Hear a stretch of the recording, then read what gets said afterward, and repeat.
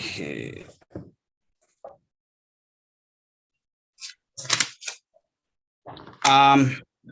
Okay, get started with this morning's agenda.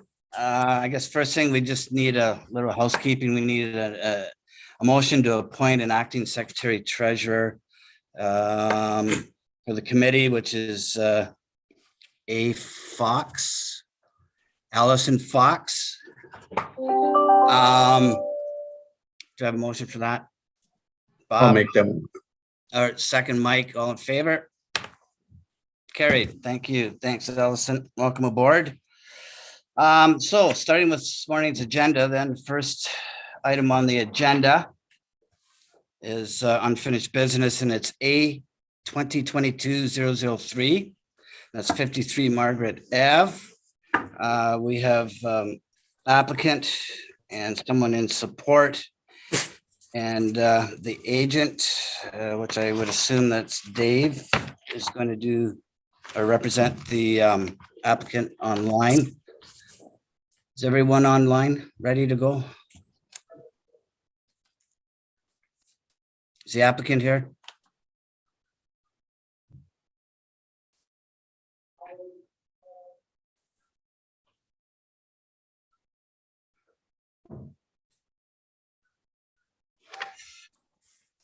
There we go. I see Dave there, unmuted. Okay, Dave, staff's recommending approval with some conditions. Did you have any, first off, did you have any questions regarding the conditions? No, I've had an opportunity to review the conditions. They all seem reasonable and appropriate for the decision. I did want to highlight that you would have seen this as well. There have been some changes to the concept since it last came before the committee. We had a good opportunity to speak to the neighbor, and as a result of those discussions, what you see before you is really an improved concept here, with the stairs being internalized and some changes to the upper addition. So I just wanted to acknowledge that and the good conversations we did have with the neighbor on this file. Great, thanks, Dave. Glad to see that that was able to be resolved. Does anyone else have any questions, comments, or motion? Scott. Just had a question for staff about the heritage condition about the hedging. I'm just concerned that if the hedging is shown as on the diagram, both on the road allowance and on the property, you're going to have a sight line problem and a concern with the driveway visibility triangle. Can staff ensure me that there will be no DVT visibility issue? To the chair, yes, we can. We can ensure that that landscaping is providing is below 3 feet tall. Okay, that's great. Thank you. Okay. Bob. In that case, Mr. Chair, I'm glad that staff has worked this out with the applicant and the neighbor. So they're relatively minor conditions. So I will move that this be, accepted as per the staff report. Okay, second. Mike, sorry, I didn't see you, Mike. You had your hand actually. Yeah, I miss the camera all the time. All in favor? Carried. Thank you. Okay, next application is A 2022-005. That's 86 Chestnut Street. Sarah, this is Hal Yeager speaking. Hal, I haven't called you yet, so if you just bear with me. You're moving ahead before finishing a file, and I'm on the previous one. So I just want to say thank you. I'll let you guys go through this, but just thank you to staff, in particular, Cheryl, Brian, and Tina for their making this happen. And to the neighbor, I'm pleased to see a safe, code-compliant housing being created. So thank you. All right. That being said, can we move him out of the room, please? And we'll move on to the next application as already called. So next application, we have two in opposition, registered in opposition. We've also received some further correspondence last night. And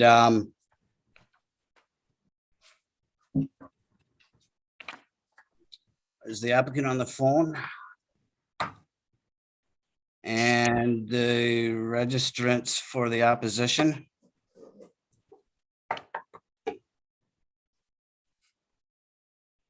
Okay, I see Thomas, he's the applicant.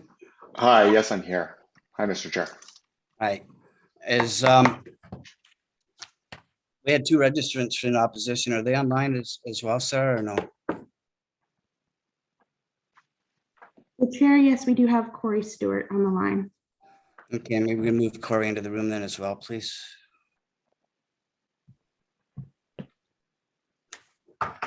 He's just joining. Yep, okay, sounds good. And I think I lost Bob's camera. Anyways, staff's recommending approval. I see without conditions, and I just want to put it on the floor and we can address this later. I know there was conditions in the prior application, so I think we'd like to know why there's no conditions now. 'Cause- Pardon me? Was that you, Bob?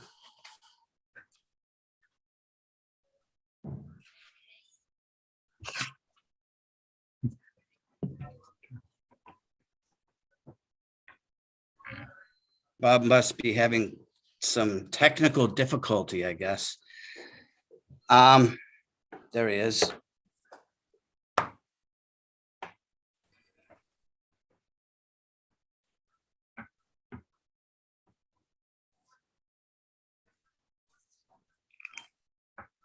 Are you there, Bob? There we go. There you go. Can you hear us, Bob? I think his computer is freezing up on him. Anyways, there is, I'm just gonna throw that. Yeah, you're breaking up though, Bob. Okay. Pardon?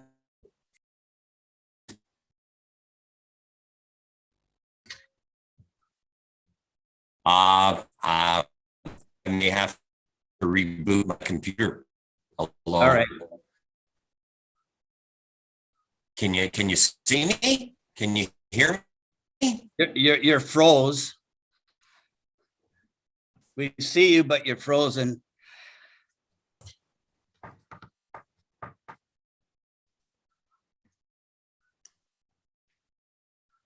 Do you want to try to quickly reboot, Bob? We'll just give you a minute here. Okay, I'm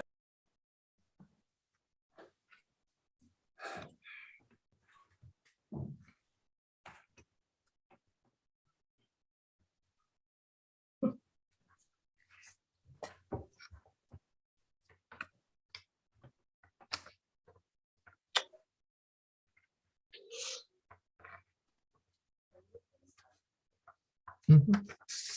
Yep.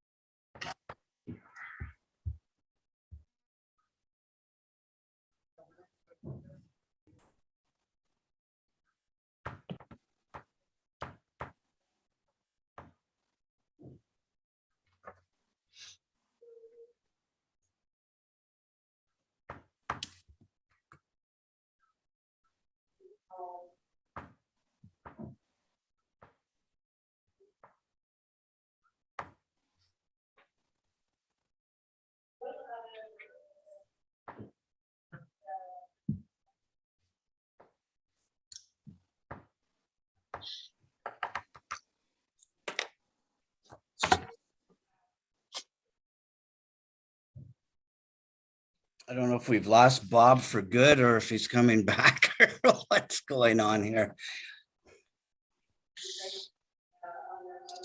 Through the chair, I will try to reach out to Bob to see if I can help him in reconnecting with the meeting. If you would like to proceed with the item, you do still have quorum. Yeah, no, I realize I do, but if Bob's going to be on in a minute here, I just want to give him the opportunity to hear what's being said.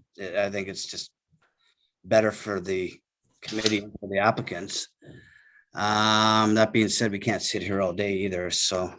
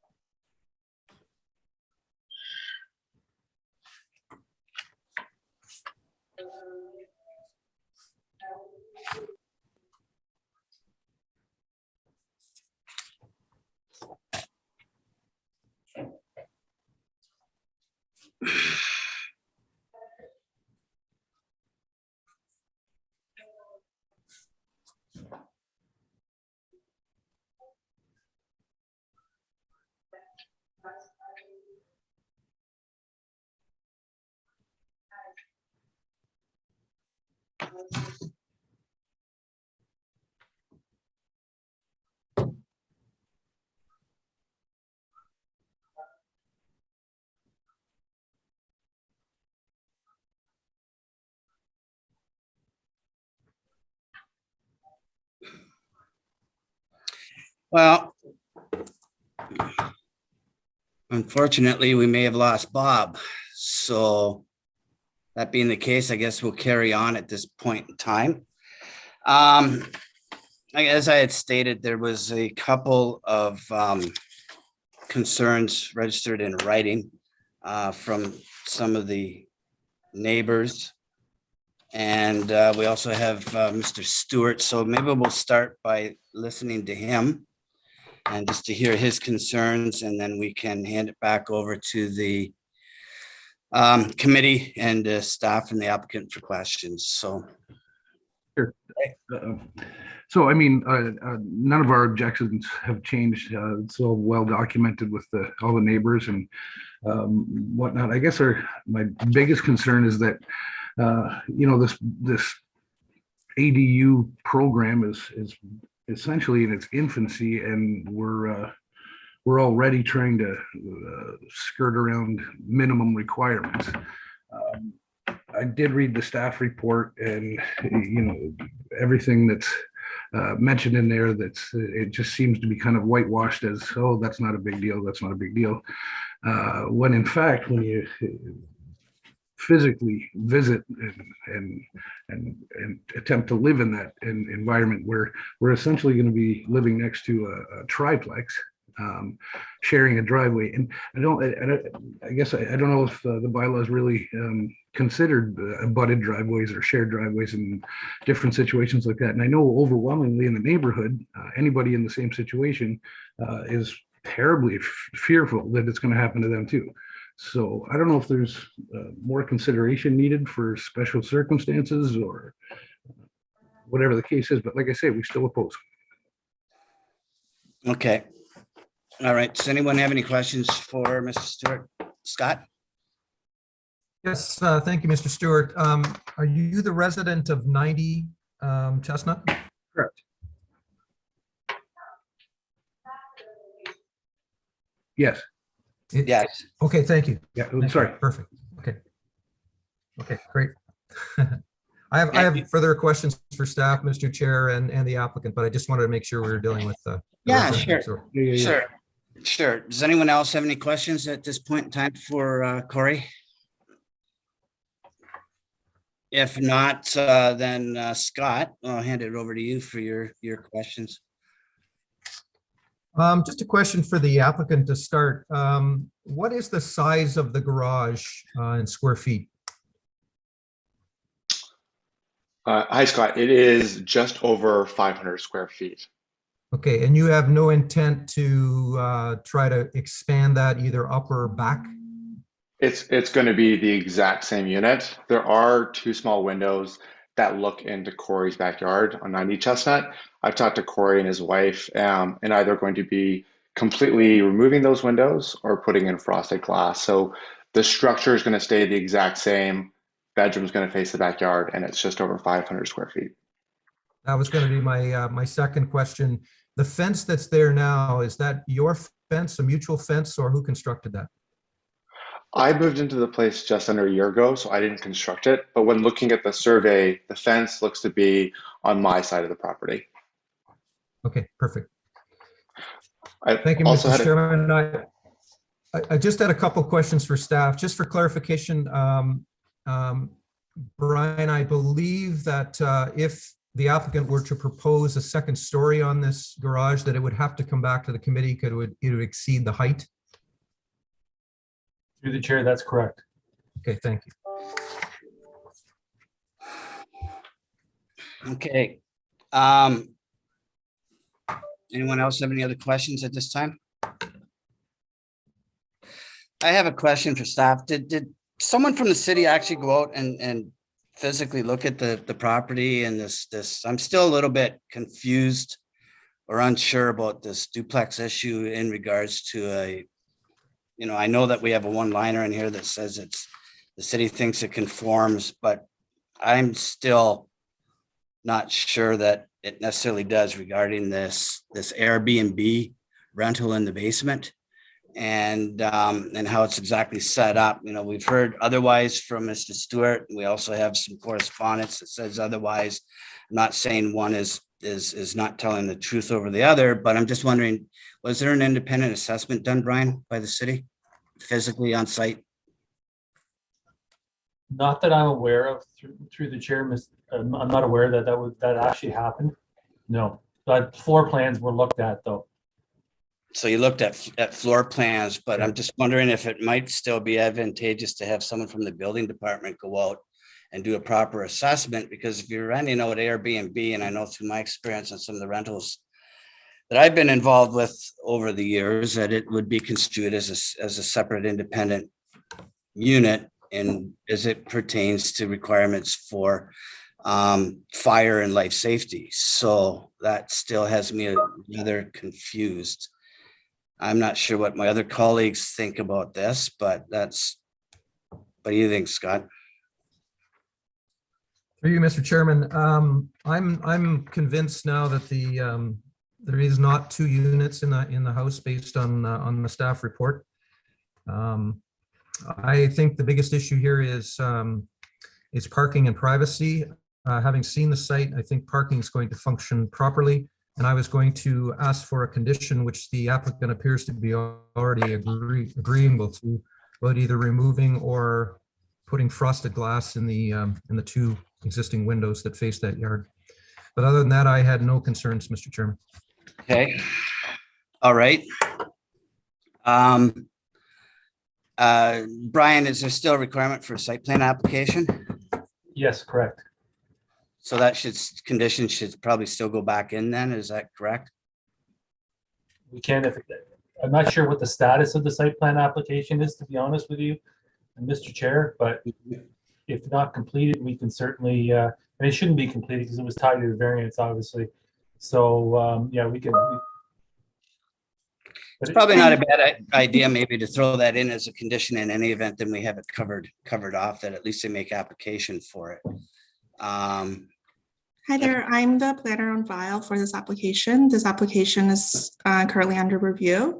So I've conducted a site visit to this site, and currently, because I've noticed that there are some minor variances that are required, it's currently on hold. So if they receive the approval from the Committee of Adjustment, we will continue with the site plan approval, and then they will receive their building permit afterwards.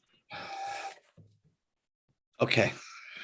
All right. Does anyone have anything further? Scott?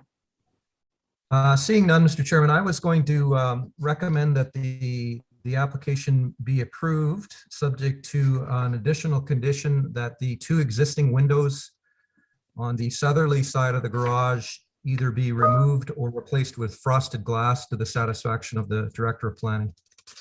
All right, I had noticed that Mr. Stewart has his hand up. I can barely see it because for some reason I've got all kinds of other people that have been moved onto this screen that don't necessarily have to be here right now. But Corey, did you have anything further to add?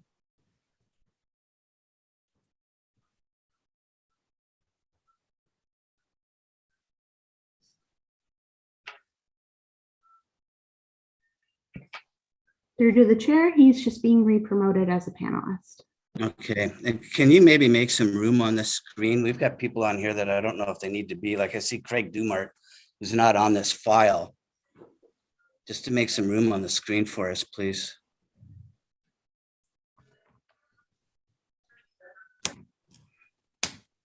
Hi, can you hear me now?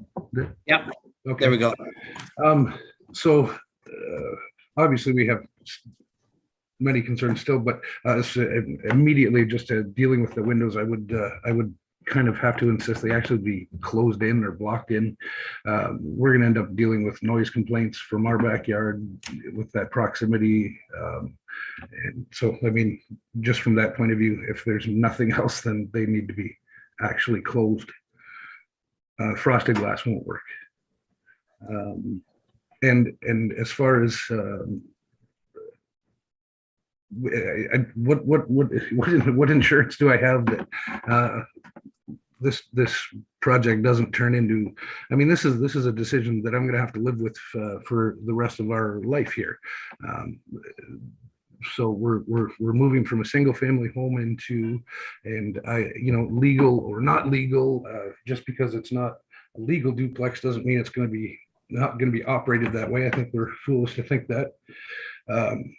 So what insurance do I have that this tiny house won't turn into two, or is there? I guess I just want to make sure it doesn't get worse than it already is. Brian, do you want to address that? Through the chair, obviously the decision today will assure that. I mean, if they look to expand, then obviously they're going to have to come back and seek some additional approval from us. Mm-hmm. And I'm to ask about, I guess, as far as the floor plan goes for the main floor, does it, I don't know, I struggle with it being rented out as a roommate situation. So I guess I'd like that clarified. Yeah, and through the chair, I can probably answer that. Unfortunately, we just don't regulate that. So there isn't really much that we can do about it from the city's perspective. So you can have so essentially the house turns into a rooming house, but not a legal duplex, but a rooming house would be okay. Well, a rooming house we do regulate, but I mean, like an Airbnb situation, we do not. Okay, so when does that change? When it becomes a rooming house in the future, what's my recourse? Well, if it becomes a rooming house, then it becomes a different use. So then obviously that's something that we would get involved with. A little too late. Okay, thanks. Got It's a question back to the applicant. My condition that I had recommended had two options to it. The resident next door clearly would like the a blank wall on that side. What's your position? I'm comfortable with that. If Corey wants it to be fully covered up because to prevent the sound, I'm absolutely comfortable with that. Yeah. Based on that, Mr. Chairman, I'm prepared to modify my recommendation, recommending approval subject to one condition, that the existing windows on the southerly side be removed. all right. Second. Mike, all in favor? Carried. Can anyone hear me? Bob, welcome back. Oh, there you are, Bob. I'm having trouble with my video. Yeah, we have audio. There you are. You're back. Well, that's the first time in years I've had a technical problem. Okay, where are we on the agenda, Mr. Chair? We're just going to start application A 2022, 49 Lower Mercer Street. Got it. That being said, that's what we're starting.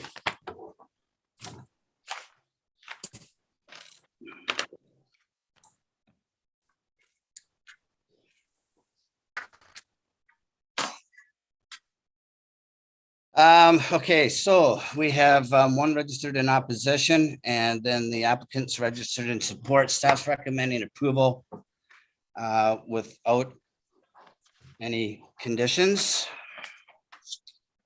I think what we'll do is we also received, let me see, they came in late. We received some written submissions for opposition as well. Staff has had an opportunity to review those. I mean, the committee's had an opportunity to review those. What we'll do is then we'll start with Mr. Ron Geisler, who's in opposition. Are you online, Ron?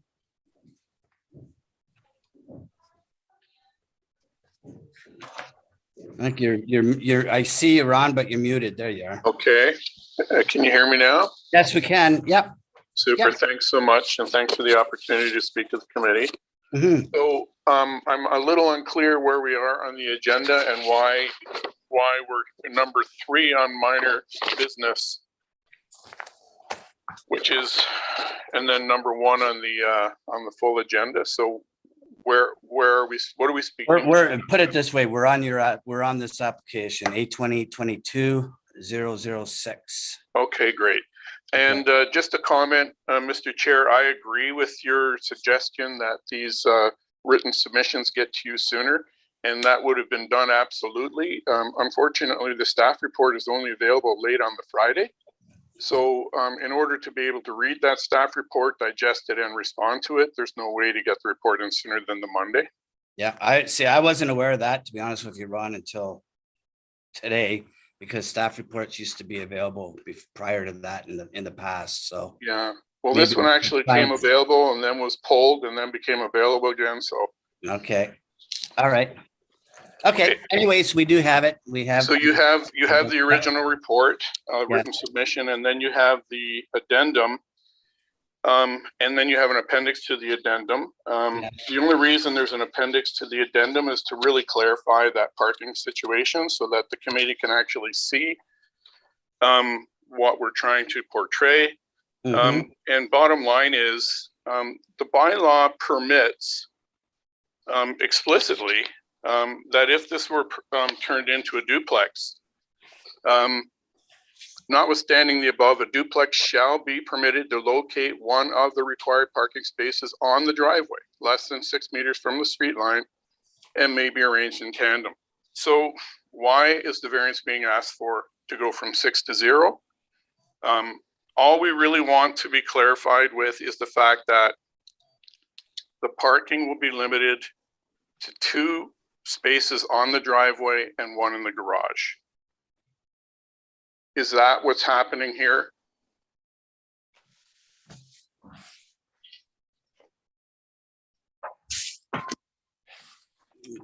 We'll let the applicant answer that question. Alec? So good morning, everyone. The garage will be rendered basically like you can't park in it. And the reason being for that is there's just not adequate space for a car and the walkway that we need to enter the unit. So that was through consultation with the building department. There needs to be the space and then another additional 2'10". So that being said, we went for the variance to place the parking outside, the required unit parking outside. So what is the limited number of cars that would be parked on the property? B2 would be, it'd be 2 because the main unit is occupied by one owner and then the basement would be one tenant. So it'd be 2 spaces. 2 spaces on a widened driveway. Mm-hmm. And you need this 6 meters to 0 meters because You can't park the car in the driveway, even though we can see that park the car in the garage, even though we can see from the picture that a car is in the garage. Because Yeah, you need a walkway for the door. Yeah, no, sorry. So when the car is in the garage, so because of there's two issues here. There's the entering the unit has to happen through the garage because the stairs to the side, and obviously there's another unit attached. I can't get people outside that way. So when the car is in the garage, which it is now, you still need an additional 2'10" outside of the parking stall size for it to be considered a legal parking. Like whether you can fit one or not, it's not in the planning regulations. It's not considered legal because I don't have enough walkway to access the stairs. So that's why this was applied for. Right, and you're also aware through the Ontario Fire Code that if this second pedestrian entrance was allowed, they would be using that if it was the main escape route for a fire. They would actually be traveling through someone else's occupancy, which is not allowed. Correct, which is why the drawings, which I didn't submit the full building permit drawings, but there'll be some work done to the garage wall to basically fire rate that and turn that space, which will be basically like an unheated storage area for the tenant. So the owner will have to give up kind of the use of the garage. And there'll be fire rating done to the existing walls to ensure safe passage. So it's kind of like a big vestibule, so to speak. Yeah, so the committee can see how complicated this is actually becoming and how the residents are only hearing, as they require questioning and clarification, only hearing these things. We can't see the plan. We're not sure how this is going to be transpiring. And to say that the owner is actually giving up the use of the garage, they still occupy that garage, and there are bylaws that state what the storage in a garage can be and what the use of a garage can be. So again, in order for us to prepare a really good argument, a reasonable response to this new clarification, I don't see how we can pass this. And strictly speaking, the bylaw for the second pedestrian entrance is not permitted. And in order for a variance to allow here, it's not really a variance at all. It would be an amendment to the bylaw to allow a second pedestrian entrance, which I don't believe, correct me if I'm wrong, but I don't believe the Committee of Adjustment is allowed to do amendments. I think that has to go through. No, that would fall under the definition of a variance still. That's what we do. We vary the bylaw. It's the same thing. Scott? I just had a question for Alex when the other gentleman is finished. Yeah, I didn't know that we were going to have an interactive conversation. So I guess the last thing we have, this is coming from 31 properties and 46 signed individuals opposing this variance. Yeah. We have on record and registered with the city restrictive covenants that maintains the property as a single family dwelling. We all sign this as we become owners, and it goes on in perpetuity or in perpetuity. And you know, we understand that the city has the urge to comply with the residential intensification in R4 areas. But in this particular R4 area, we have a registered restrictive covenant against that. Did the committee have a chance to review that? Nope, I didn't. I can tell you well, that. It's registered with the city. It's WR 254298. And it's very clear in its statements. When I purchased this property, I asked my lawyer, what does this mean? And I was told very clearly what it meant.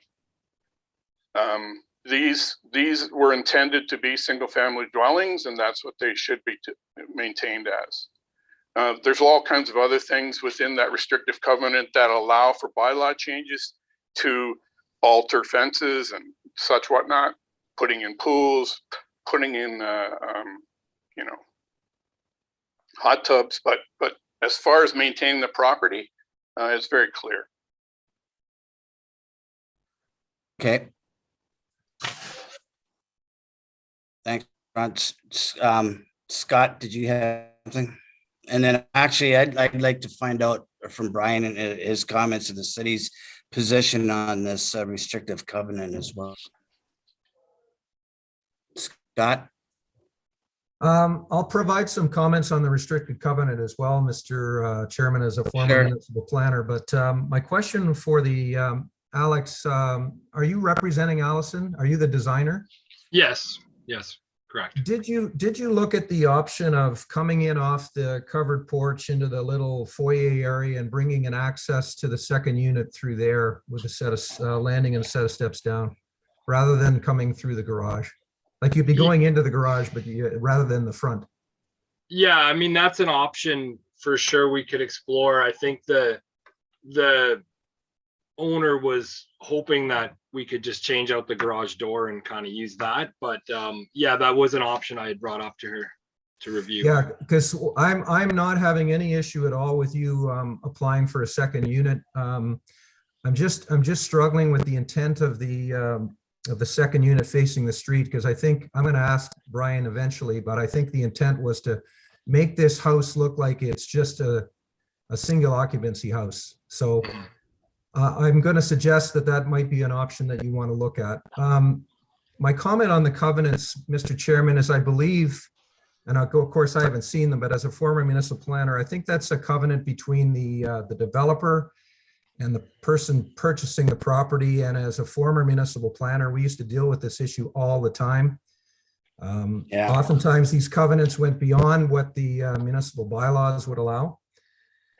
So that's a comment there. And I have a question for Brian eventually. The driveway right now is 5.6 meters wide. And I have no issue with how wide the driveway is in connection with this house, but it does exceed the 5.2 that's allowed. And I think another variance is actually required. I think trying to attempt to reduce the width of this driveway would look awkward in front of the existing kind of landing in front of the porch, or you'd have to carve off 2 feet from the mutual party wall between the semis, and that doesn't make any sense either. So I really believe another variance is required here, and I'd love some commentary on that. So can I say something quick? So when we pull out the concrete and pave the 17-foot wide driveway, we were planning to use like an interlock or a paver to make up that 1 foot. It's about 1'4" to line up with the stair. So the bylaws state that the driveway has to be the obviously consistent material, and that anything borders or whatever have to be of a different material. So that was the plan, to kind of like, edge it with a brick paver or landscape stone or something, just so sightline from the street, it is lining up with the stair, even though we've technically reduced the driveway width to comply.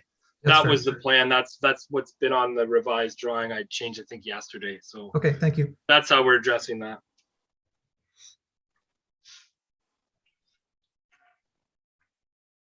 They wouldn't be able to park on that different material as well, just for clarification for community and for residents. Right. Anyone else have any questions, Bob? Yes, thank you, Mr. Chair. I guess people can hear me. I'm a little confused and taken aback by this restrictive covenant issue that was not even mentioned in the staff report. Didn't know that existed until just a few minutes ago.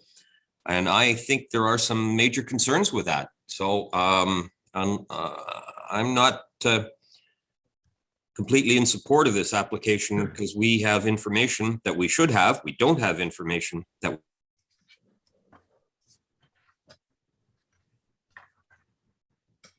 And through the chair, I mean, that may be untitled. It's not like we do an extensive title search for these things, right? So as Mr. Hanna had mentioned, it is a covenant between the developer and the property owner. It's not with the city.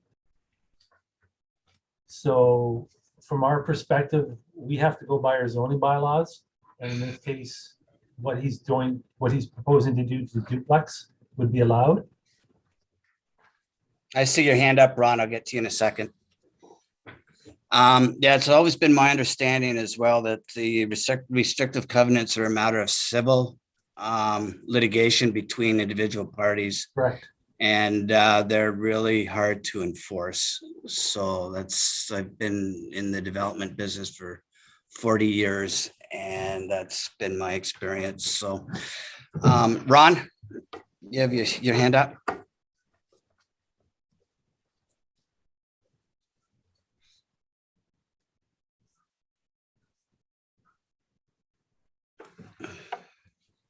Did you want to say something, Ron?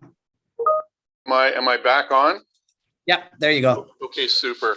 Well, maybe that is so. I'm not exactly sure that I believe that. It does say purchasers are directed to inquire to the City of Kitchener's Director of Engineering Services if they have any questions about this particular covenant. So I do believe the city is involved. It is registered with the city, and I don't believe it can be ignored quite that easily. All right. With regards to whether or not they do a search on title, I believe that's probably the responsibility of the city to do that legally.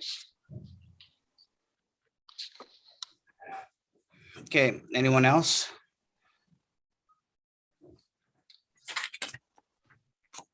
Through the chair, Yes, my apologies for the interruption. that's all right. We do have somebody else with their hand up. I'm not sure. I don't see that. I'm just promoting them now. To the individual who has joined the meeting is Andrea Sinclair. Are you intending to participate with respect to this item?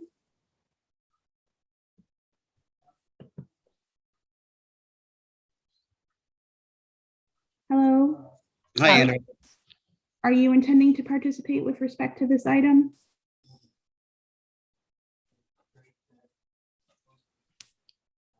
Andrea Sinclair?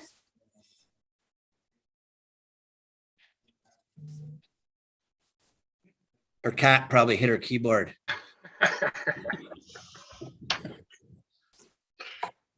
All right, I will be.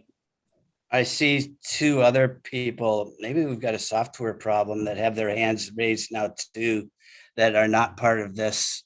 I don't think this. No, Andrea, you are unmuted. You are not intending to participate with respect to this matter. I will be putting you back as an attendee until your item has been raised, okay?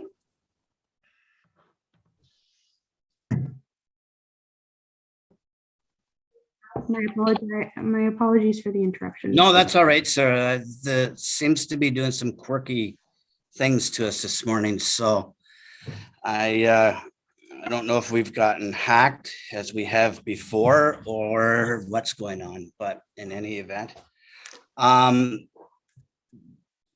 other thing that just, well, as we're bantering this around and considering this application is there was a condition in the other, if we are to consider this, there was a condition in the other report for a front facade, or we should have a condition for a front facade approval, I think, to ensure the integrity of the streetscape so that that's maintained, because this report's showing once again approval with no conditions, and I'm not really comfortable with that myself. So I'm just gonna throw that onto the floor. And is there anyone else on the committee that would have any further questions? Scott? I'm just going to make a couple of comments, Mr. Chairman, based on the dialogue that's gone along. I'm satisfied now about the parking and the driveway width. Staff has satisfied me on that, and I have no intent or no concern with the applicant's desire to put a second unit in here. We've seen many applications like this. I do have concerns, however, with the two doors facing the street. I'm not sure how that meets the intent of the bylaw. I think there are other options here to put another entrance that would make this building look exactly as it is today. And I think that's the intent of the bylaw. So if it push comes to shove, as far as a decision, I will be supporting the parking variance, but I will not be supporting the second entrance facing the street.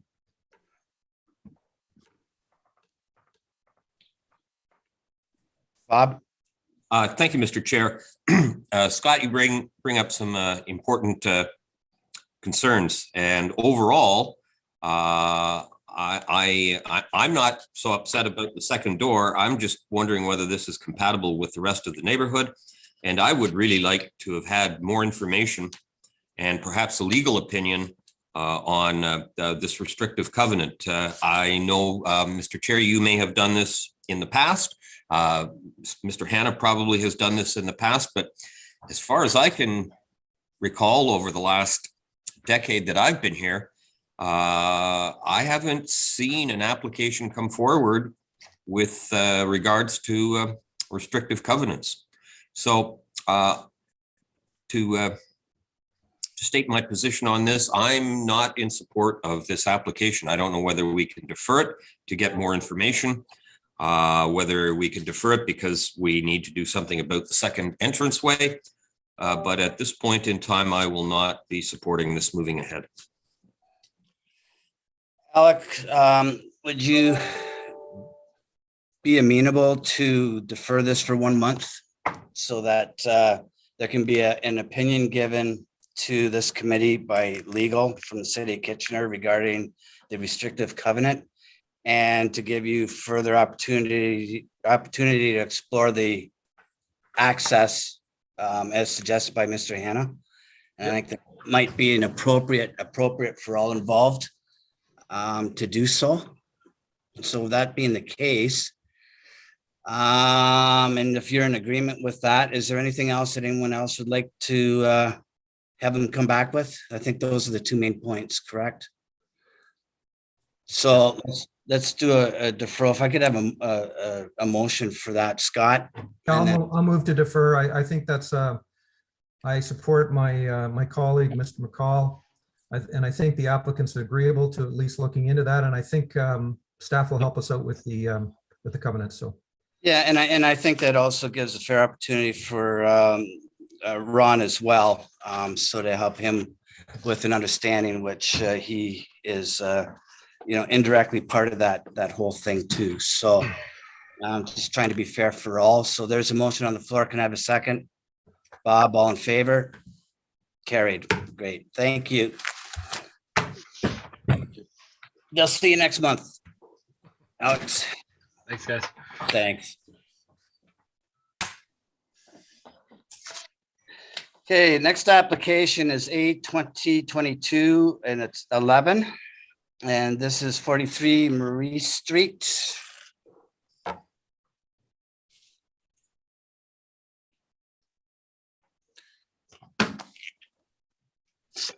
And we have the applicant and the agent. Good morning, Mr. Chair. Yeah, good morning, Andrea. How are you? You are having technical difficulties because I didn't raise my hand, and the last time you were speaking to me, on my end, I wasn't brought in as a panelist, so I could hear everyone talking to me, but it was odd. So something's going on for sure this morning, but I'm on now, so. We've had that before. Okay, so let me see. Staff's recommending approval with conditions. And I think that ensure hydro poles conform. There was a comment in there regarding hydro poles as well. I don't know if you took that under advisement. That was from the transportation. And I don't think it got picked up in the staff report. I mean, in the conditions. And that was just to ensure that the hydro poles are relocated if need be, or that they conform. So my understanding, Mr. Chair, is because there's a site plan application in that's being looked at as part of the site plan process. Okay. But I think it was determined that it's likely a non-issue. But that'll certainly be something that can we'll look at. Okay, yeah, absolutely. Bringing that forward, and you're happy with that, Dave? All right. Sorry, I was on mute there for a second. Yes, I am with that. Gotcha. Okay, great, thanks. Scott? Thank you, Mr. Chairman. I went to see this site because unlike some that we see, this is actually designated medium density. So I was thrilled to see that there might be 4 units come out of this, which was great. But I made the same comment that you did. Looking at it, I think the site plan will work as long as the existing driveway is closed up, a new driveway is built, and a hydro pole is relocated. And I just want assurance from staff that that's all going to happen through site plan. Through the chair, yeah, absolutely. We can take a look at that for sure. Okay, that gives me comfort. Okay, good. Anyone else? Motion? Mike?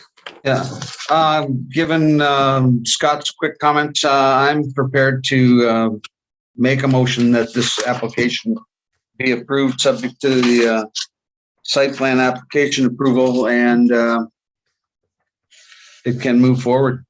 All right, second. Scott, all in favor? Carried. Thank you. Thank you. Thanks, Andrea.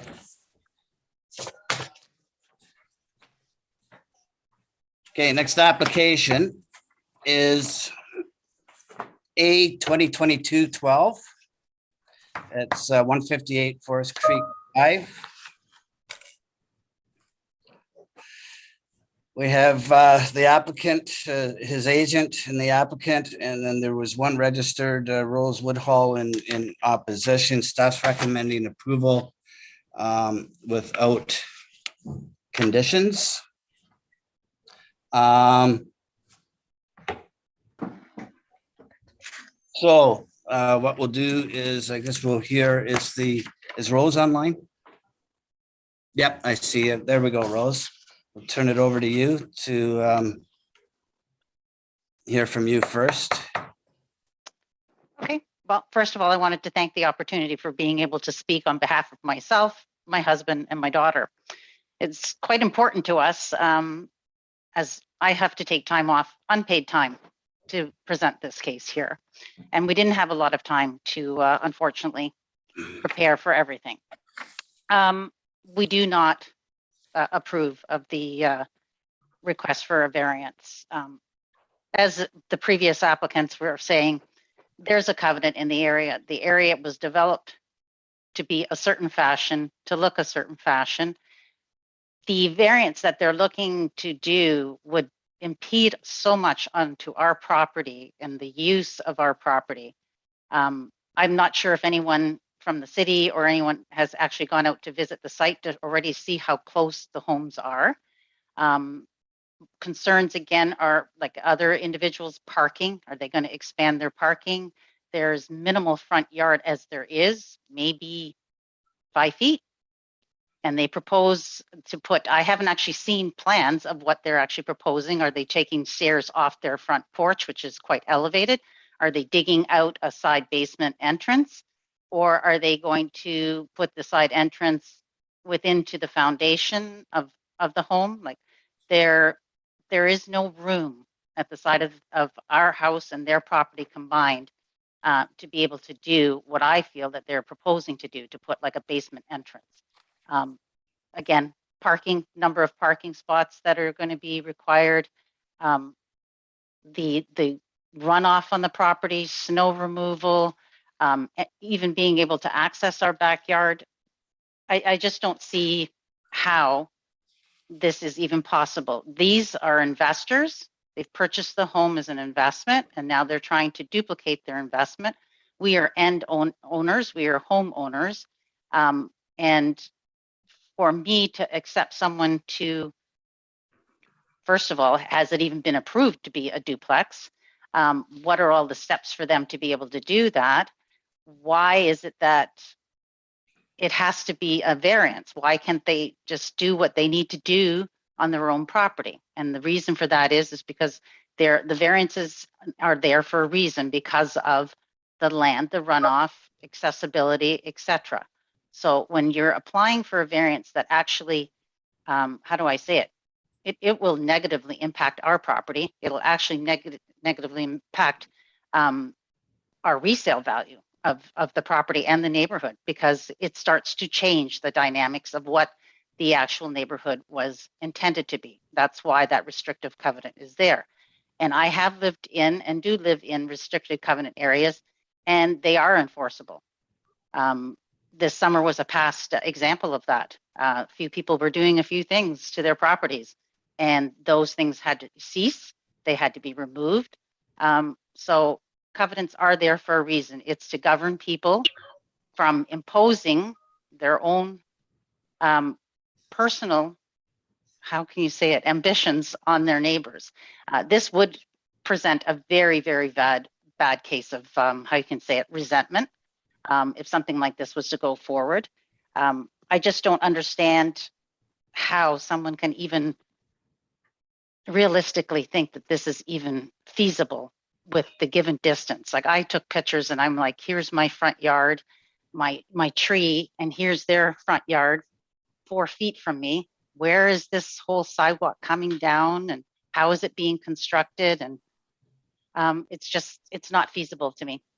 Variances are there for a reason, and that's because they need to be, we couldn't even do any improvements to our property until the land was surveyed by the city. So we couldn't do any fence or anything that we wanted to do. And that's because there are rules and regulations like the variances as well that have to be adhered to. I don't think that we can keep approving variances, because from there, what else is it he's got to apply for? Extension to his driveway. You know, is it actually a legal duplex? How many people are going to be in there? It's just not something that the neighborhood was initially intended to be.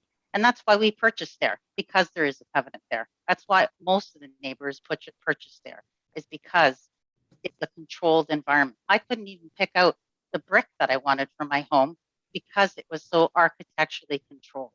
Everything was as the developer and the builders agreed that it would be. So we definitely oppose the application.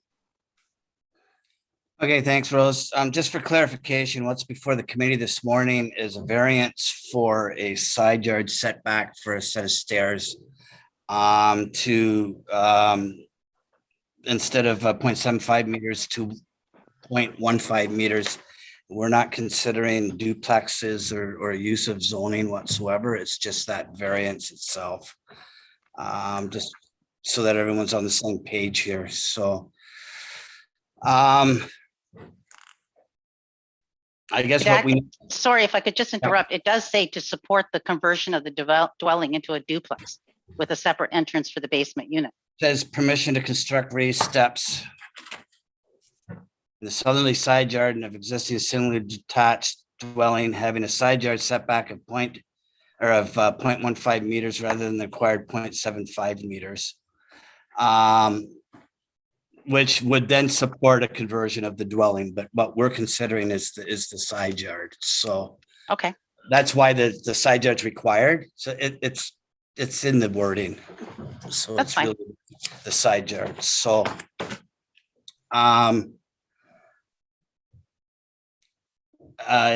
anyways, that being said, I guess what we need to do is assess whether the side yard, if you still have access properly into the backyard, and how that would impede on the neighbor's properties. So does anyone have any questions or comments for the applicant?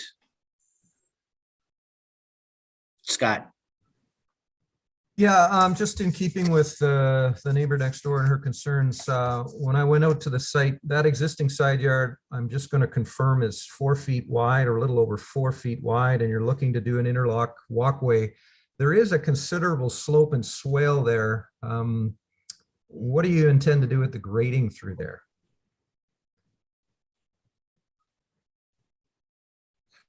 Gabriel, you're on mute. You're on mute. You have to unmute yourself. There you go. Yeah. Good morning, Chairman, the member of the committee. What we are proposing to, can you hear me? Yes. Okay. What we are proposing to do there, we are going to do some regrading there, so that we can keep the water level down, so we can slope it towards the street, at least to manage the water that will be coming out of the paved area. And we are not going to change the swale between the two properties. We will maintain that. The water will continue to flow to the back and also to the front as it's originally planned. We are not going to do anything that will impede on their property. If you look, I submitted additional information. On the other side of the property, we are going to move the air condition to the back so that they have a direct access from the street to the back of the house. So we try as much as possible to minimize any impact. If I could just add, Mr. Chairman, as a follow-up, and this is both to the applicant and staff, it looks like your interlock walkway is only going to be 2 feet, trying to read, 2.5 feet wide. Is that something that staff are okay with in terms of the width of the walkway?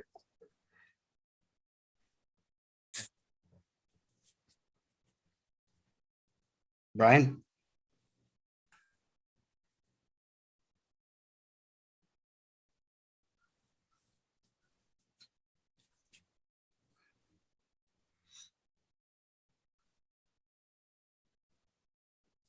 Brian, are you there?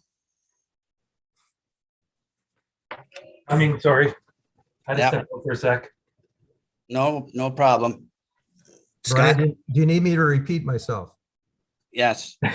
Sorry, I was Mr. just commenting on the preliminary site plan, that there's a proposed interlock walkway that looks like it's only 2.5 feet wide. Is that normal? 2.5 feet wide? Yeah. That's a good question. I'd say typically it's a little wider than that.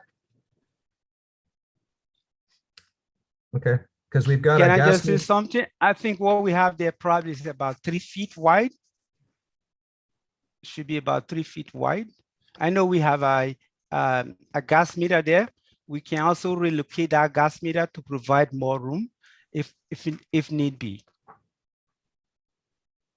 More and more we get into this, the more and more issues we seem to be uncovering, don't we? We've got a gas meter issue, we've got a air conditioner issue on the other side, and I think that there would need to be approval for a revised approved grading plan as well. Because when we've seen these things happen before in the past, it inevitably also creates water issues or water problems because the intended grading on these lots is severely altered. So Thank you for that comment, Mr. Chairman. That's kind of where I'm getting at. I mean, Yeah. when I looked at this originally, we've seen these type of landings in side yards, but the side yards have been wide, a little bit wider, and we've got a situation where the slope and the swale is it looks to be more than 2 or 3% anyway. It would have to probably be flattened out, and I'm just concerned about additional water getting onto the neighbor's property. yes. Yeah, I see your point, Scott. I really do. I have to agree.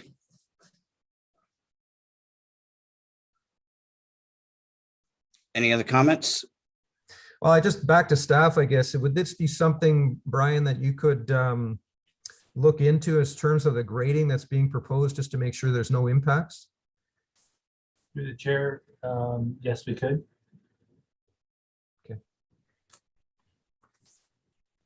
Much like my friend Mr. McCall on the last application, I would feel a lot better if we knew what was happening with the grading along that side as far as the installation of that walkway, and staff are supportive of it. Okay, so you'd prefer to see a If the applicant's agreeable, I would prefer a deferral. I mean, the intent of the application here is to add a second unit. I have no issue with that. Everything else complies, but it's a very narrow side yard there. Yeah, it's the access and how it would maybe affect the neighbor next door, really. And if we're gonna do that, I think then what you need to do is address the gas meter, the moving the air conditioner, as you had stated, and probably look at these things as conditions as well, and an updated recommendation, I would believe. approved grading plans. And I think also Scott has a very good point of the width of the sidewalk as well. Needs to be looked at or addressed. It needs to be something that's going to properly function in accordance with standard codes. So those would be the things that I can see that should be concentrated on, and unless something else comes up through that process as well. Are you in agreement to defer and address those things for 30 days? Just to the applicant? Yes, we will proceed with that. Yes. Okay, all right. So that's a motion from Scott then on the floor. Can I have a second? Bob, all in favor? Carried. Thank you, gentlemen.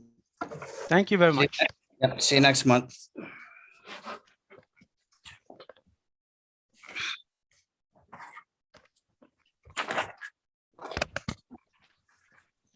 All right, next application is, okay, A 2022-13, it's 41 Moore Ave.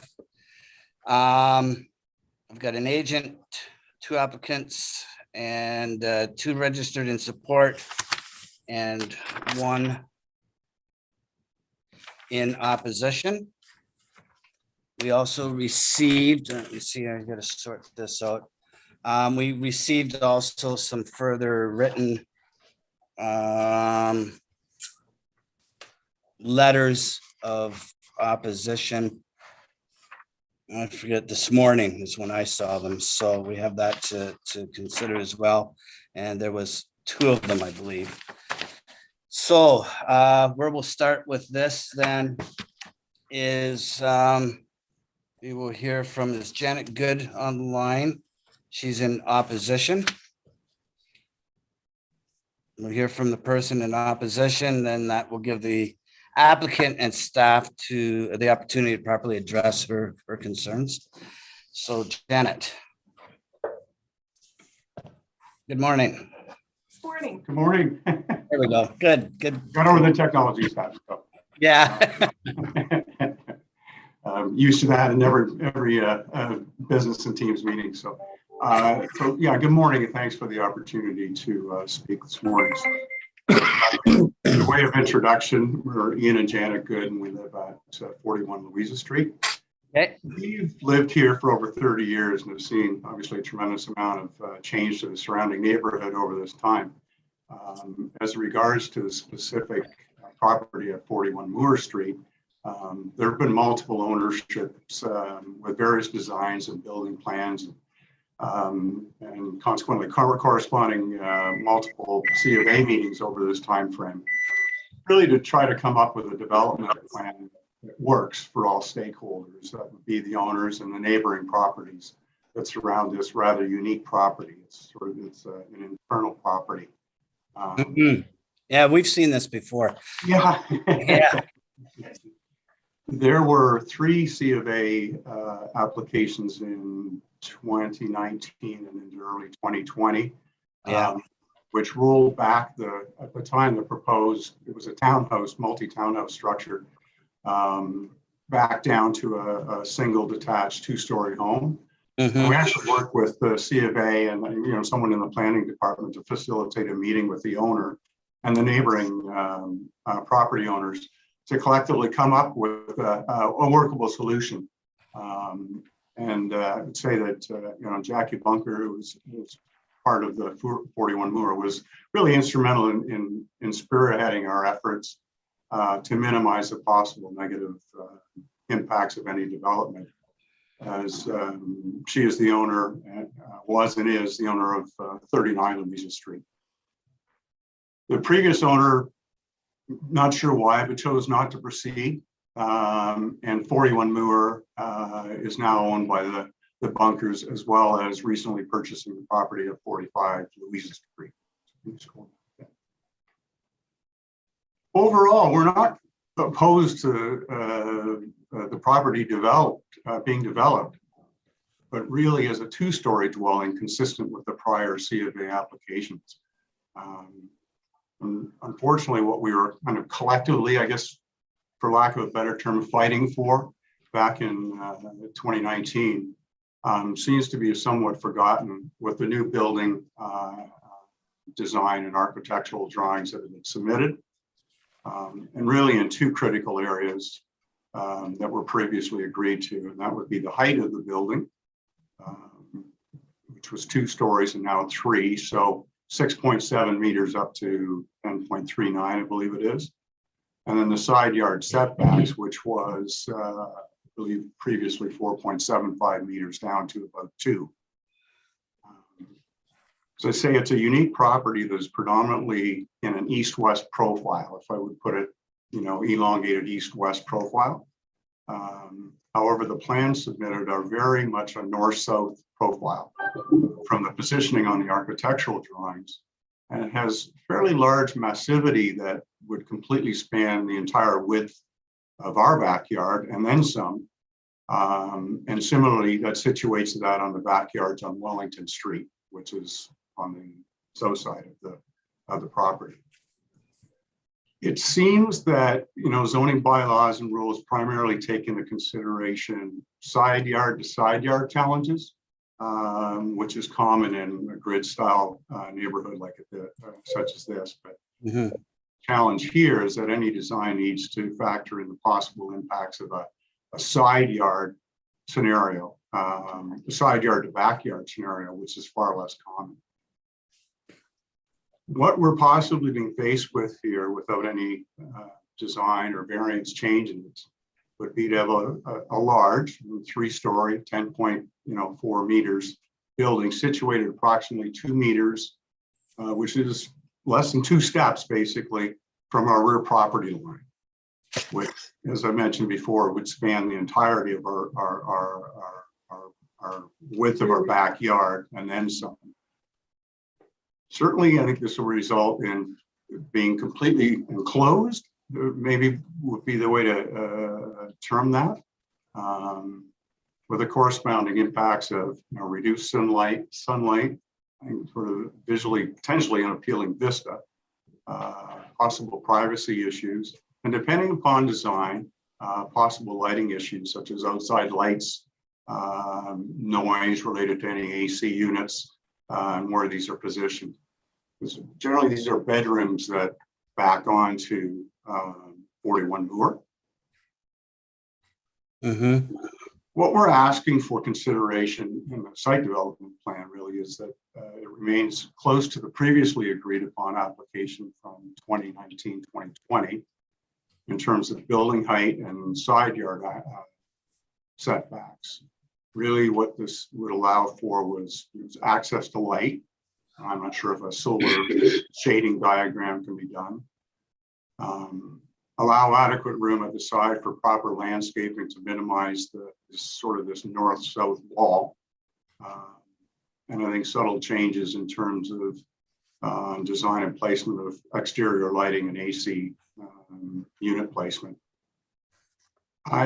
We did provide some submissions. I'm not sure if you, I realize you get inundated with a lot, so I'm not sure if you've had a chance to look at those, but I'm really hoping you had a chance to look at the photos provided, because I think that maybe sort of indicates where we're at from a concern standpoint, and that those pictures were taken at about 9:30 yesterday morning. In those pictures, you can sort of see our backyard, and these are fairly stunted backyards.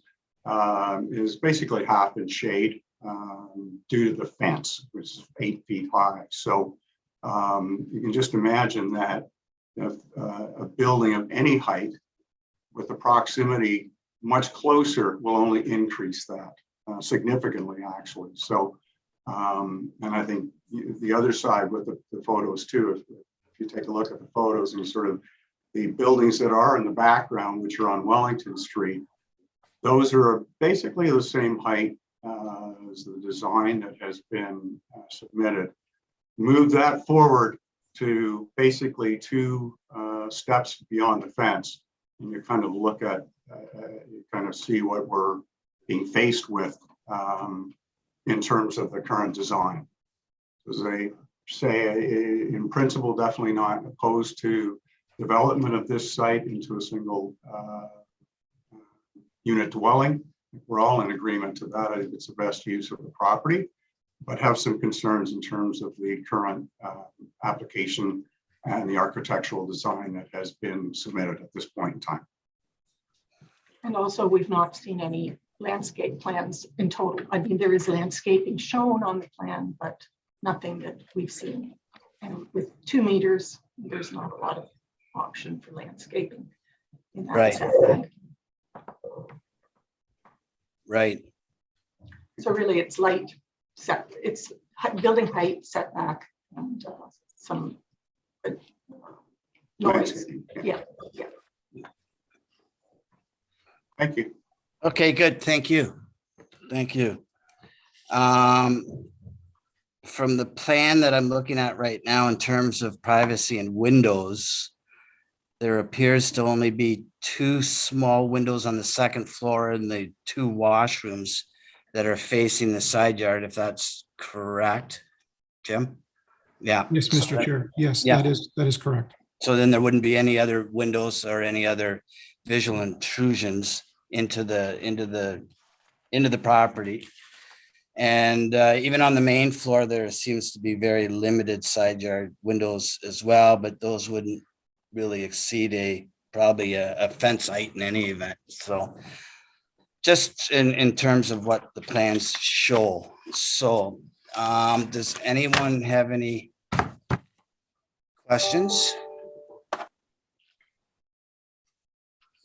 Scott? Are there other area residents that are going to be speaking? I'd like to hear from them all first before I. None that are registered, Scott. The goods are the only ones that register for the meetings, so. Okay. I had a couple of comments, Mr. Chairman. Sorry, we did have a Bob and Mary Boys. Are they part of the application? Yes. We do have 2 registered to speak in support to the application. Okay, they're the one, I think both are the same in any event, but let's hear from them, I guess, first, then Scott. Okay, thanks. Satisfy that, right? And then we can ask questions. So Bob or Mary?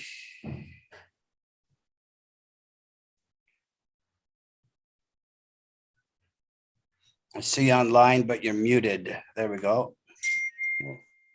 Okay, so we are owners of 39 Louisa, and we're very much in agreement with the plan. We think the property needs to be developed, and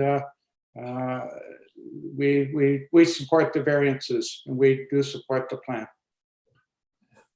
All right, just out of curiosity, did your backyard, rear yard back onto the actual house or onto what would be their green space? I think it's part of the house. Okay. All right, just out of curiosity, just to try and see how that relates to, let me see if I can see numbers here. Looks like it's the second last property on the north side. Yep, on the Louisa side. Yep. Yeah. So that would probably be more towards the rear yard green space and not the house itself. Okay, just trying to put it into context, that's all. Yeah, fair enough. Okay. Okay, if that's it then for Bob and Mary, then Scott, you had some questions? Yeah, a question and a comment. The first one is a question just for staff, because I do recall the other application. The variances that are being requested are all technical from my perspective. There's a lot width, a setback, garage location, and a driveway width. Just a question for staff, then the rest of the building itself fully complies with height, side yards, et cetera? That's correct. Okay. I reviewed this very, very thoroughly, Mr. Chairman, and I want to actually just commend the designer and the applicant for what they put together. I think this design works really well. As you said about the privacy, there are very few windows and openings facing the south and north walls. He also introduced one-story sections of this particular dwelling to cut back on any shadowing effect. And I personally think it's a wonderful design. It fits right into what's there, and even better than the last one, which we conditioned. And I noticed that condition 1 still requires city approval for the site plan and elevations, and that gives me comfort. So when the time comes, Mr. Chairman, I will be fully supporting. Okay. Any other members have any questions, comments? Bob? Yes, thank you, Mr. Chair. As has been noted, this came before us a couple of times, I believe, over the last 2 and 3 years. There were concerns from the neighbors back then, and if I recall correctly, it was approved back then, and it just has been resubmitted. I think this is a good use of a very unusual property. We don't get many of these long narrow laneways to a huge, big piece of property. And there's some concern from neighbors and some support from the neighbors. So I'm going to move that this be approved as per the staff report. Second. Scott, all in favor? Carried. Thank you. Thank you, Mr. Chairman. Thank you. Next application is A 2022-14. We have just one person registered, which is the agent. Straightforward application, which is refreshing. Sure is. Staff's recommending approval without conditions. Any questions, comments, or motion? Bob? Yes, Mr. Chair, shouldn't we, as we have included requests for a building permit application, should we not put that in on this one? Or is that already covered? Well, they're gonna have to do it anyways. So is it going through site plan? This will be through site plan, yeah. Okay, then I have no problem. Yeah, just by the nature of the development, it needs a site plan, so. Okay, so is that a motion then, Bob? Sure, Mr. Chair, seeing my concerns have been addressed, I will move that this be approved as per the staff report. Second. Mike, all in favor? Carried. Thanks, Rachel. Thank you. Have a great afternoon. You too. Okay, next application. Mr. Chair, if I can jump in here, I have a small conflict with this application as my daughter worked on this project. So I will leave my chair for the moment and you guys carry on. All right. Next application's A 2022, 25 Brock Street. We have the agent and applicants registered. Once again, it's a pretty straightforward application.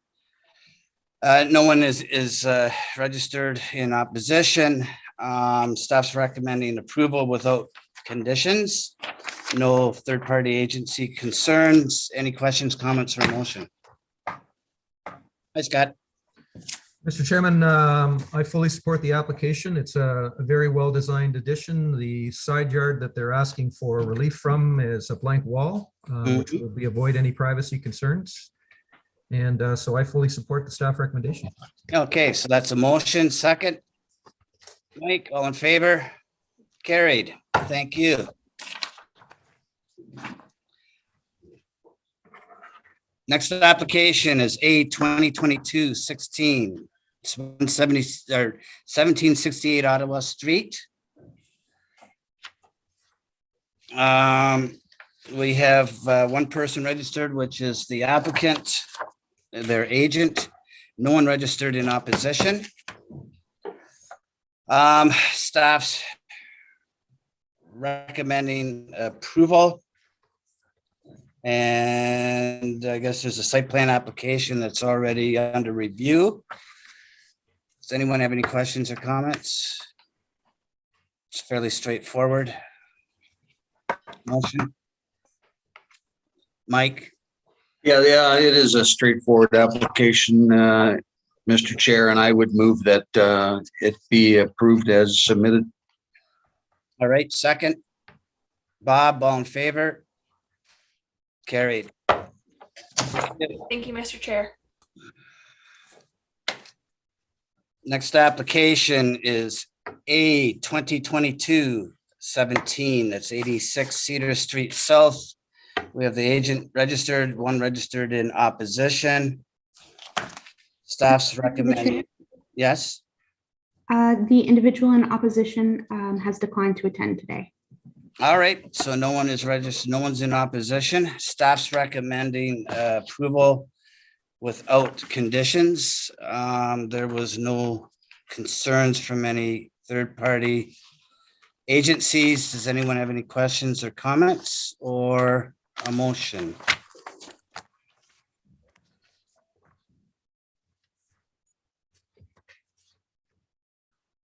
Bob? Scott had his hand up first, so I'll. That was a tie. I was watching. I'll defer to my colleague. Okay. I was just going to say a lot of work for one unit, but love the fact that everybody's looking to intensify. So this application makes perfect sense to me. Yeah. And I fully support the staff recommendation. Okay. Second. Bob, all in favor? Carried. Thank you. Thanks. Okay, next application is B 2022, round of sevenths.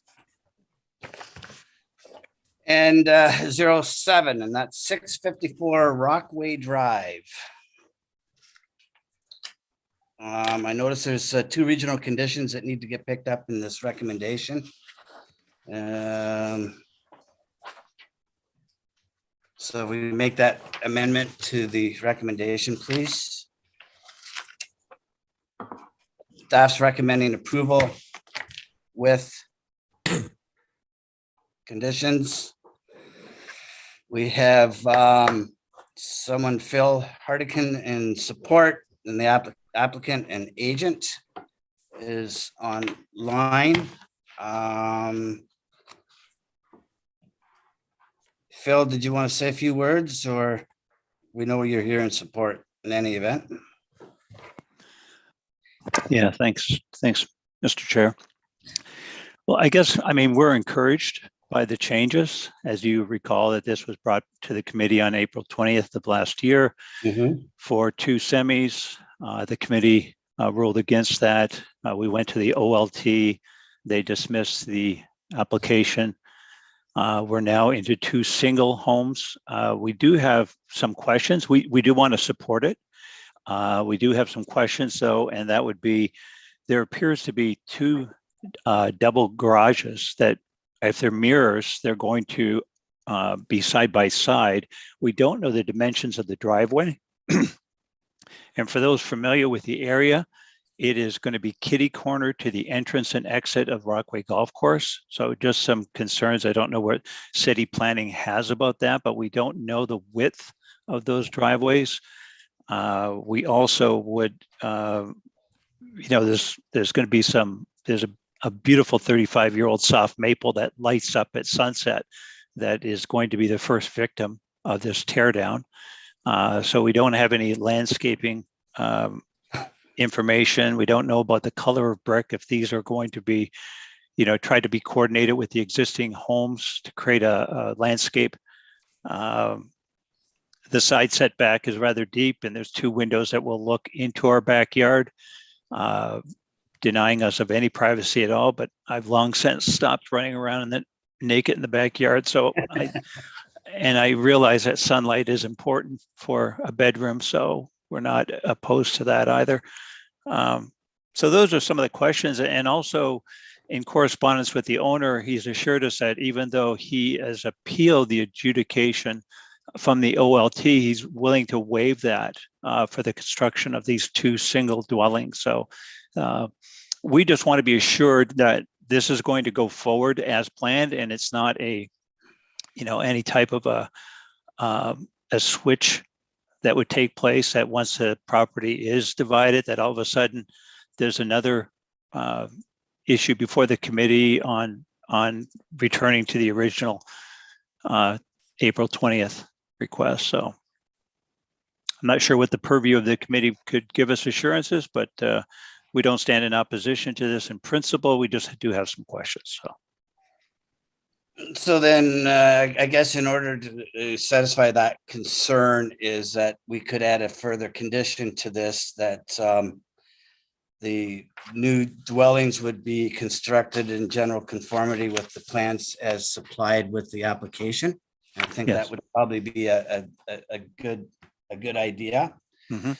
Also, maybe then if you have a concern with the OLT, that then be formally withdrawn as well, which would reinforce the intent or true intent of this application. And I don't think that would necessarily be able to line then either. Just a question then to the applicant, would you have a problem with either of those two suggestions? So one of the conditions that has been outlined by city staff was the requirement for a tree protection plan. So as Mr. Hardikin had suggested, the driveways are in a location right now, but following the preparation of that plan, that might alter where the ultimate driveways end up. So I would want to ensure that, however the condition is structured, that there is some leeway to adjust the front elevations responding to tree management on the site. The purpose of this application is to create the two lots for two single detached dwellings. So ultimately, that's the purpose of the application here. But I don't want that condition to limit the possibility for tree protection or the requirements from the city in that regard. I understand that. So I think if we were to use the words general conformity, then that would satisfy your concern. Yes, I think. Well, general conformity is a tricky term because you can't be generally in conformity with something, right? You either conform or you do not. So I wouldn't want it tied to the elevations per se, but the lotting here for the general conformity is in accordance with at the discretion of the City of Kitchener Planning Department. So we've used that numerous times before. Scott.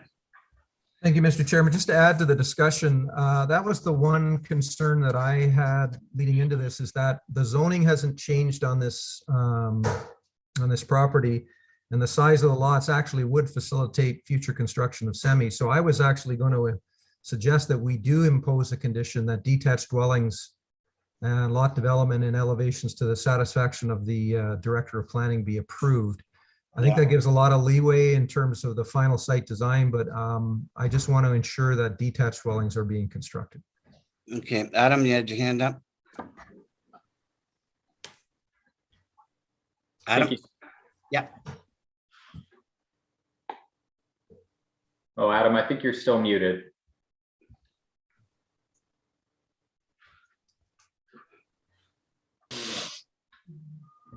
Yeah, your mute's on, Adam. Take that off, please.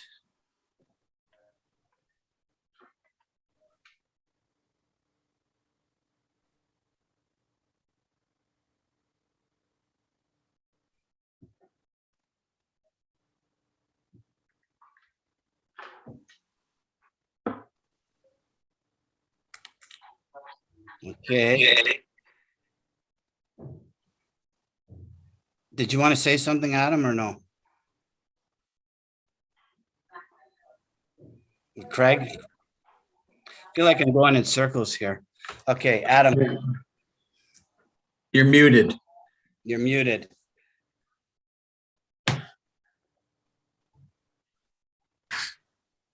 Your mute's on, Adam.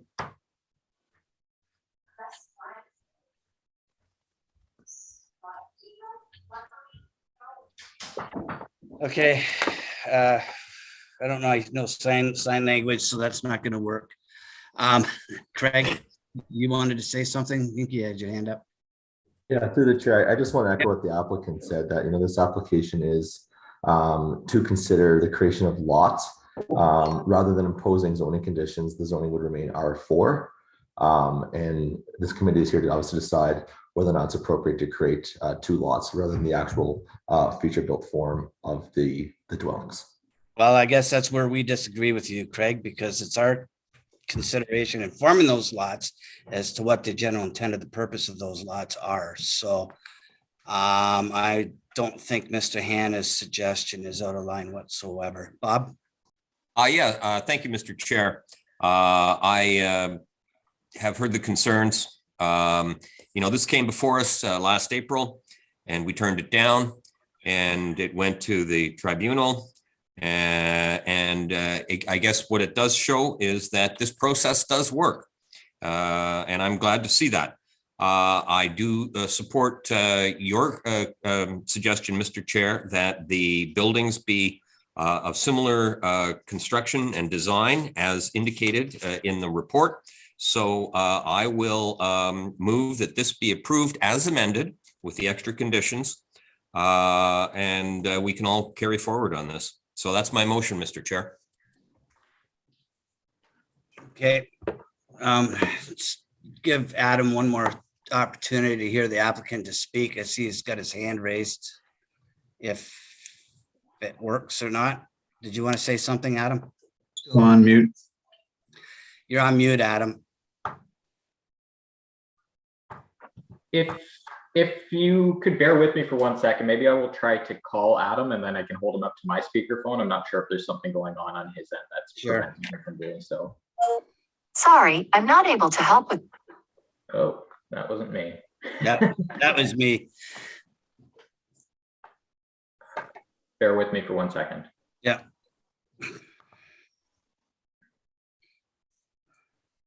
Bob, does that also include the removal or the withdrawal of that OLT?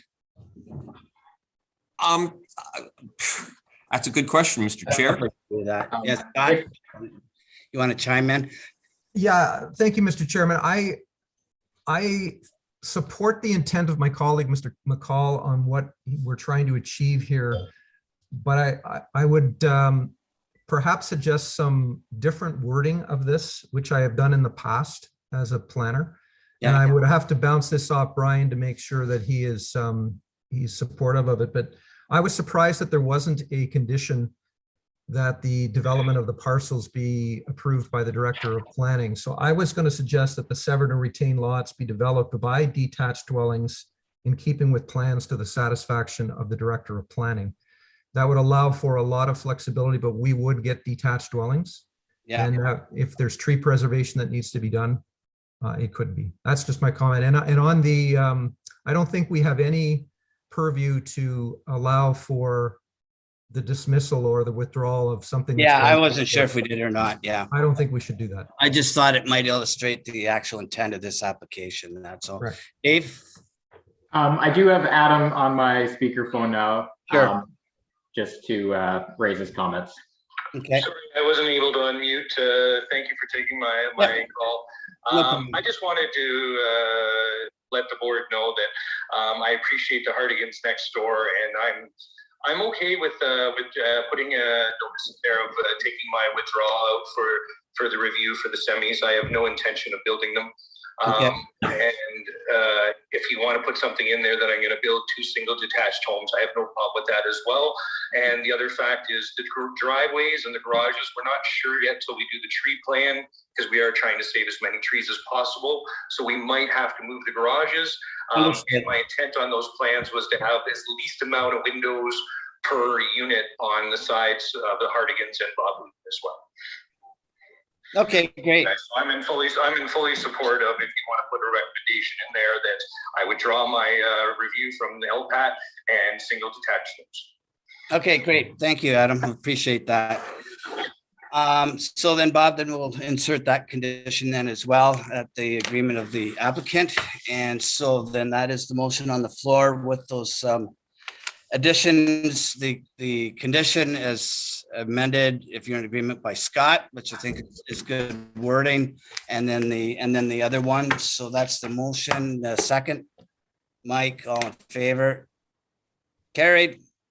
Thank you very much, gentlemen. I appreciate everyone's effort that was put into this. I think it'll end up turning out to be a good project for all involved. Thank you. Next application is B 2022-008.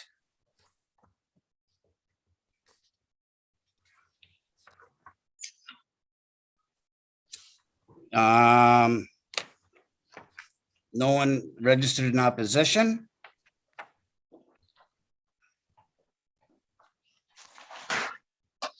I'm just making sure everything, all the region's comments and everything got picked up properly, so that's good. Anyone have any questions or comments? Bob? Yes, thank you, Mr. Chair. This is very straightforward. There's no variances applied for. Parkland has been paid. The region fee has been looked after. There's no GRCA. I move that this be approved as per the staff report. Second. Scott, all in favor? Carried. Great, thank you. Thanks, Nicolette. Okay. Next application is B 2022-009, 114 Dune Valley Drive.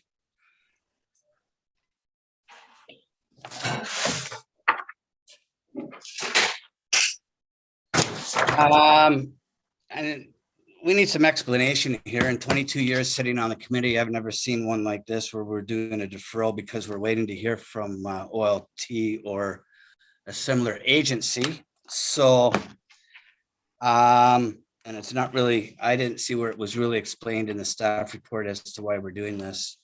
So first off, the applicant is Della. Della, are you there? There you are. Yeah, good morning. Good Chair, morning. members of the Committee. How are you? I'm good. How are you? Good, good. Are you in agreement with staff's recommendation?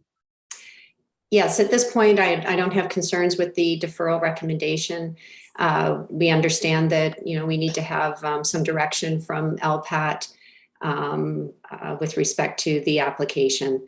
Although at this point, the site plan isn't proposed to be changed in any way. It does have to go through the city for site plan approval. We're just looking at this point to get the lot addition to add extra amenity space. But again, to answer your question, no concerns with staff's report at this time. Okay. Bob, you had your hand up first. Yeah, Mr. Chair. Mr. Han and I seem to be in sync today. We keep doing the same thing. I think that this should be deferred. The staff is recommending it. The applicant is okay with that. So I move that this be deferred for maybe to the applicant. How long do we want this deferred? Well, we're kind of at the mercy of OLT, which could be 3 years from now, the way they're going lately, who knows? Can we defer indefinitely? I don't know. I guess from the applicant's perspective, if I might answer the question, we certainly would like to have, you know, a decision or direction from LPAT. There is a purchase agreement that's in place. I know that the owner's lawyer is working with the city solicitor, you know, to try and get direction from LPAT. So I guess, you know, our request would just be that, you know, the city continue to assist and, you know, try and get some direction from LPAT as soon as we can. Yes, good to see you, Ms. Ross. It's been a while. Yeah, based on that, I'm going to suggest this be deferred for 2 months. And if in the next 2 months it comes back to us again, we could defer it again then. I don't like to defer a deferral, but I'm going to move that this be deferred for 2 months. All right. Scott, second. That's a second. Okay, all in favor? Carried. Thank you.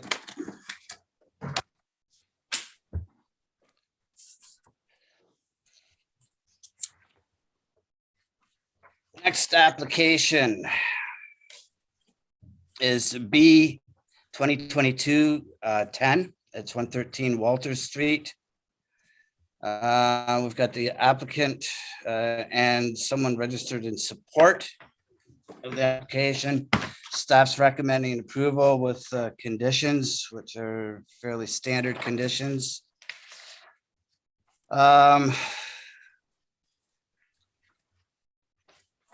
I know that we have someone registered in support, but if there isn't any adverse issues with this, and I'll just turn it over to the colleagues right away on the committee for any questions, comments, or, yeah, Bob?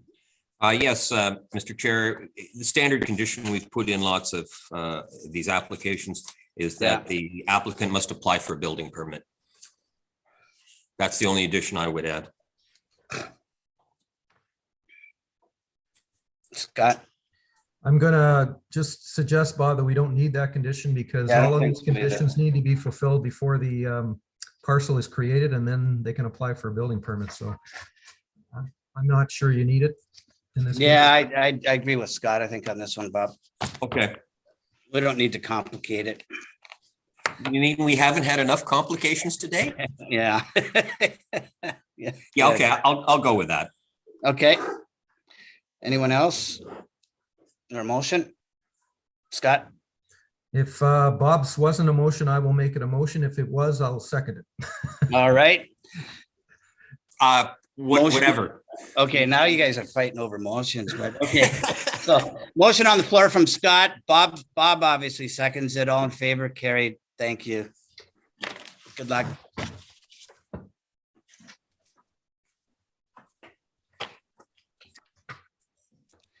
All right, next application is B 2022-011. And that's 44 Wilhelm Street. No one in opposition. We have just the applicant. Region has requested a condition that probably should get put in place is regarding noise. It's just one of their standard conditions, so we should amend the recommendation accordingly. Hi. Morning. Morning. Good morning. Got a beard now. Yeah. Okay, anyone, questions, comments? Pretty straightforward application, motion.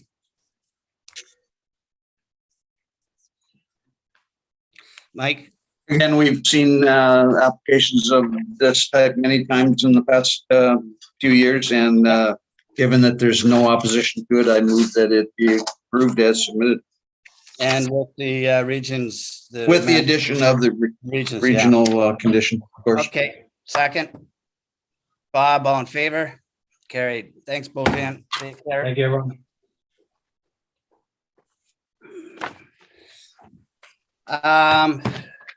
Okay. Next application is B 2022, 12 to 13. No one is in opposition.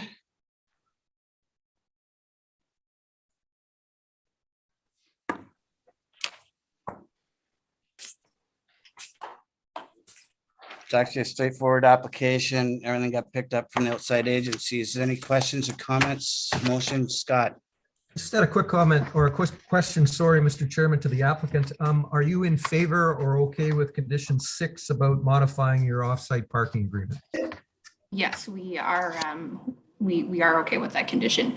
However, I do want to note that we do have or are requesting a slight revision to condition 5, just how it's worded. So right now, that condition lists kind of an order of events that could potentially be problematic for our existing mortgagee on 30 Bright Up. Since we just got the report on Friday, we weren't able to get in touch with our mortgagee on 30 Bright Up to request their input, whether they would accept the application to consolidate to be registered prior to the new mortgage being registered on the severed lands. So we are asking just for that wording prior to any new applicable mortgages be a little more lenient so that we actually don't get down the line and have any problems with timing of registering the consolidation parcels with the new mortgage. All right, did you have any recommended wording or suggested wording? Because I do see it says within a reasonable time following registration, so. But that's, okay, that's the registered application. Yeah. So it's just the immediately following the registration of the severance deed and prior to any new applicable mortgages. It's really prior to any new applicable mortgages is the wording that's problematic for us. Okay. Would you So have a if- problem- Yeah, do you have a problem with revising that accordingly, Brian? No, no problems at all. Yeah, I don't think it would be a problem either. So we can make that amendment then as requested. And so that then that is duly noted. Scott? Just so I'm clear, Mr. Chairman, is the amendment to remove and prior to any new applicable mortgages? Is that the amendment to remove that? Yes. Yeah. Okay, thank you. Yeah. All right, that's in, which is understandable. You can't contract or agree to a third party. So that then being in place, that's the amendment. I think Scott has a motion then on the floor accordingly, right, Scott? Yeah, I will move the motion subject to modification to condition 5 as we All right. discussed. Okay, second. Bob, all in favor? Carried. Thank you. Thank you, Mr. Chairman. Okay. Last application, B 2022-14, A 2022-18, A 2022-19. We have, let me see, we have the applicant and we have one in opposition. For you, Mr. Chair, Yes. we have reached out to the party that has registered in opposition, and we have not been able to get them to join the meeting today. All right, so they are not here, so we drop that.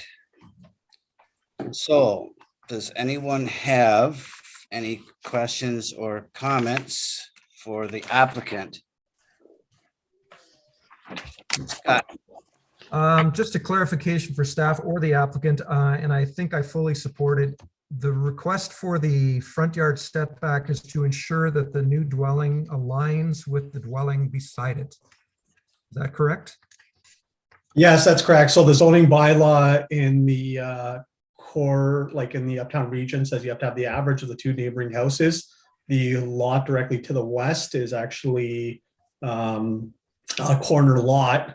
Even though it fronts on Shanley, it appears to front on Moore. So they converted, I guess, what would look like the garage at the time. So it created an unnatural setback. So what this does is it lines up the front of the houses with the rest of the houses on the street. Thank you very much. So they That makes maintain the sense. full form. Yep, that makes sense. Okay. Anyone else? Or a motion? Bob? Yes, thank you, Mr. Chair. I do support the front yard setback to align with the rest of the houses on the street. I'm not sure why there's that condition in the first place, but anyway, I will move that, and with support of a neighbor, I will move that this be approved as per the staff report. All right, second. Scott, all in favor? Carried. Thanks, Tommy. Thank you. Okay, motion to adjourn. So moved. Second, Bob, all in